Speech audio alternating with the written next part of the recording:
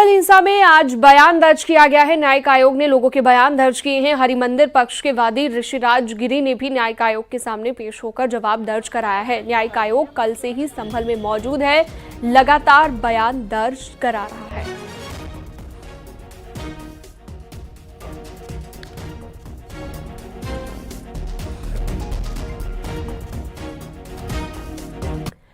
संभल के एसपी सांसद जियाउर रहमान बर्क ने दावा किया है कि जामा मस्जिद मुसलमानों की जगह पर बनी है। उन्होंने आरोप लगाया कि लोगों को गुमराह किया जा रहा है।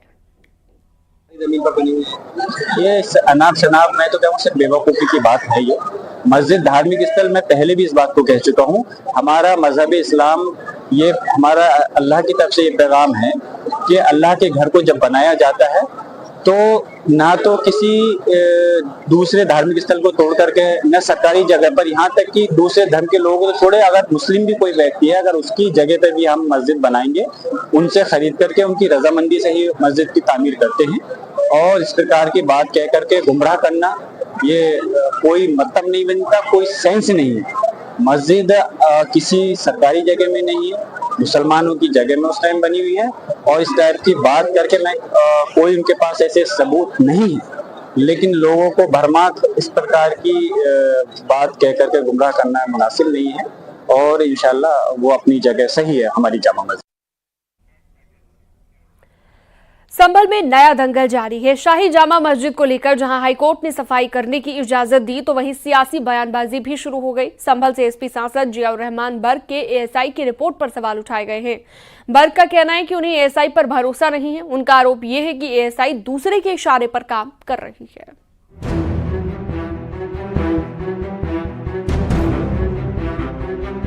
संभल के जामा मस्जिद पर इलाहाबाद हाईकोर्ट ने बड़ा फैसला दिया है। एएसआई की रिपोर्ट के बाद कोर्ट ने कहा है कि मस्जिद में रंगाई पुताई की जरूरत नहीं है, न ही मस्जिद में अभी मरम्मत की जरूरत है। हालांकि 2 मार्च से शुरू होने वाले रमजान को देखते हुए कोर्ट ने मस्जिद में साफ सफाई की मांग को मंजूर कर लिया है। उच्च न्यायालय ने एक जांच आयोग कमेटी बना के कि भाई रंगाई पुताई की आवश्यकता है या नहीं, तो उसके विषय में अपनी रिपोर्ट दें। तो वो सर्वे हो गया है और एएसआई ने अपनी रिपोर्ट माननीय न्यायालय में दे देंगे। इसी दौरान माननीय न्यायालय ने आदेश दिए हैं कि साफ सफाई कराई जा सकती है। बाकी जो भी आदेश, अग्रिम आदेश होगा, वो जो एएसआई की रिपोर्ट जाएगी उसके आधार पर होगा। एएसआई ने इलाहाबाद हाईकोर्ट में संभल मस्जिद को लेकर अपनी सर्वे रिपोर्ट पेश की थी, जिसके बाद कोर्ट ने अपना फैसला सुनाया। अब इस मामले में 4 मार्च को अगली सुनवाई होगी। कोर्ट में मुस्लिम पक्ष ने मस्जिद में रंगाई पुताई की मांग की थी। मैं ऐसी उम्मीद करता हूं कि अगर हाईकोर्ट ने खुद अपना नुमाइंदा भेजा होता तो तब शायद रिपोर्ट सही तरह से आती। हमें एएसआई की जो रिपोर्ट दी है उस पर भरोसा नहीं है, क्योंकि एएसआई जो है, जाहिर सी बात है, आप सब लोग जानते हैं वो किसकी बात को मानती है। और यकीनन अगर सही तरह से रिपोर्ट जाती तो हाईकोर्ट, मुझे उम्मीद है कि जरूर इस चीज की इजाजत देता कि वहाँ की रंगाई पुताई की जरूरत होनी चाहिए। मस्जिद कमेटी के वकील का कहना है कि हाईकोर्ट के ऑर्डर के हिसाब से वो केस में आगे की कार्रवाई करेंगे। ऑनरेबल हाईकोर्ट के ऑर्डर की जो कॉपी आएगी उसका जो ससंपन्न पालन किया जाएगा। क्या अग्रिम कार्यवाही इसमें रहनी है? ये हाईकोर्ट के वकील साहब से हम बात करेंगे, उसके बाद में हम इसका नेक्स्ट स्टेप क्या होता है। संभल में जामा मस्जिद विवाद में हुई हिंसा की जांच के लिए न्यायिक आयोग की टीम संभल पहुंची।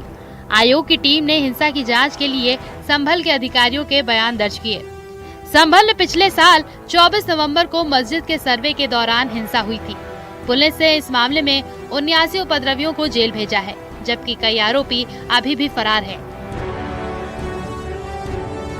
जी, मैंने अपना बयान जुडिशियल कमेटी के सामने दर्ज कराया है और जो भी हिंसा की घटना हुई थी 19 तारीख को और 24 तारीख को, या जो भी परिस्थितियां डेवलप हुई थी दोनों दिन, उसके बारे में जुडिशियल कमेटी ने मुझे बुलाया था और मैंने अपने जो भी स्टेटमेंट्स हैं वो जुडिशियल कमेटी के समक्ष दर्ज कराए। नहीं, भारी मात्रा में हिंसा हुई थी 24 तारीख को और हिंसा का आलम ये था कि स्थिति काफ़ी आउट ऑफ कंट्रोल जा रही थी। वहाँ पे फायरिंग की हमने आवाज़ सुनी थी और जो पुलिस प्रशासन है वो आंसू गैस का प्रयोग कर रहा था, पथराव हो रहा था, आगजनी हो रही थी और भी अन्य जितनी डिटेल्स हैं, निटिग्रिटीज़ हैं, ये सारी बातें हमने जुडिशियल कमेटी के सामने दर्ज कराई। संभल हिंसा के फरार आरोपियों के खिलाफ पुलिस बड़े एक्शन की तैयारी में है। फरार चल रहे आरोपियों के खिलाफ कुर्की वाले एक्शन की तैयारी है। हिंसा में शामिल 24 उपद्रवियों के खिलाफ पुलिस कोर्ट से गैर जमानती वारंट लेकर आई थी। पुलिस ने 10 आरोपियों को गिरफ्तार कर लिया था। NBW जारी होने के बाद भी 14 आरोपी अभी भी फरार हैं। पत्थरबाजों की शिनाख्त करने के लिए पुलिस ने फोटो भी चस्पा किए थे। सूत्रों के मुताबिक फरार 14 आरोपियों की पुलिस कुर्की की तैयारी में है। पुलिस अभी तक कुल 80 आरोपियों को गिरफ्तार कर चुकी है। पुलिस रिकॉर्ड में 2,500 से 3,000 की भीड़ ने हिंसा की थी। पुलिस ने कोर्ट में इसके लिए प्रक्रिया शुरू कर दी है। आदेश के बाद पत्थरबाजों की संपत्ति की कुर्की होगी। न्यूज़ 18 के लिए bureau report. Deputy CM Brajesh Pathak ने संभल मामले पर कहा है कि हम कोर्ट के फैसले का सम्मान करते हैं। वहीं महाकुंभ को लेकर उन्होंने विपक्ष को निशाने पर लिया और कहा कि इंडिया गठबंधन नकारात्मक राजनीति पर सनातन को बदनाम कर रहा है। देखिए, माननीय न्यायालय का जो भी निर्णय है उसको हम सब सम्मान करते हैं, उसका पालन करेंगे। और चूँकि जो भी मामले न्यायालय में चले जाते हैं वो न्यायालय का जो भी निर्णय होता है सभी पक्षों को मान्य होता है। हमारी सरकार उत्तर प्रदेश की कानून व्यवस्था को लेकर प्रतिबद्ध है और हर स्थिति में न्यायालय के निर्णय का सम्मान करें। इंडी गठबंधन के लोग पूरी तरह से दिग्भ्रमित हैं। महाकुंभ की सफलता के बाद हतप्रभ है, इनके पास कहने के लिए शब्द नहीं है। इन्होंने जो अनर्गल प्रलाप किया था, जाति में विभेद करने का जो असफल प्रयास किया था, जनता ने उन्हें नकार दिया है और सभी जाति धर्म ऊंचाई नीचाई गरीबी अमीरी को तोड़ते हुए महाकुंभ एक विशाल परिवार बनकर के उभरा है। लखनऊ सीएम आवास पर मुख्यमंत्री योगी आदित्यनाथ ने युवा उद्यमी कैंपेन को लेकर बैठक की है। इस बैठक में तमाम उद्यमी शामिल हुए हैं। देख सकते हैं आप इस बैठक की तस्वीरें। युवा उद्यमी कैंपेन को लेकर मुख्यमंत्री योगी आदित्यनाथ ने बैठक की है, जिसकी तस्वीर आप देख रहे हैं। ऑफिसर्स के साथ सीएम की ये बैठक हुई है।